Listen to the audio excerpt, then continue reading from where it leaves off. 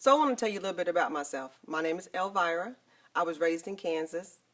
And my teenage years and most of my adult life, I lived in Oklahoma. I have been in Texas for about 10 years, and this is where I call home. I have 3 kids, and my oldest son was 3 years old when I graduated from high school and I went to college. On campus, he was this little curly-headed little boy with his Sesame Street backpack, and it was just filled with Matchbox cars. That was his thing at the time. And we just decided we were going to do this thing together. I graduated from Oklahoma State, and years later I went back to school and got my MBA and graduated summa cum with a 4.0. So that sounds all great and wonderful, but I'm going to share a story with you from high school. I hated it. High school just wasn't fun for me. It was a very difficult time for me. Socially, I struggled. At home, my mom was diagnosed with depression around the time when I was about 13. She was still mom. She was present in the home, but not really mom. I took on a lot of responsibilities. I paid bills. I went to the grocery store. I cooked dinner. I took care of her, took care of myself. So in high school, with not having any close friendships or really close, somebody that I could really connect or talk to during high school, I didn't really have anybody. And I just thought, I don't want to be here anymore. So I attempted suicide twice in high school. The first time that I attempted suicide was really more of a cry for help. It was more self-harm. The second time I was serious, and I meant it. I woke up the next morning, and here I am, and my son comes running in my room, "Mommy, mommy, mommy, mommy." And I knew then that I had almost taken his mom away.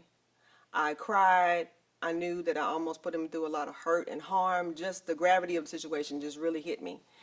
And I told myself then, I said, "God, by your grace and mercy, I'm going to be sure that this little boy's life is better than mine." Even though I may at the time felt like I messed up my life, I was going to make sure that his was better. So why am I telling you all this? I'm telling you all this because I love people. I want to help you get to your next level. I want to help you figure out what those next steps are, whether it's business, personal challenges, maybe you've given up, or maybe you just don't know where to turn. I want to provide some resources and some tools that help you along the way and be that accountability coach to help you on your journey. I am a living witness that your life does not have to be defined by your past. I was a wife, a stay-at-home mom for 10 years, and I was a youth pastor for 13. I am a mother. I work in corporate America. I am a mentor. I am an entrepreneur, and I am an executive director of a nonprofit. I have this saying that I say, "I live, I win." And what that means is when you live the life that you want, you're winning. That's winning.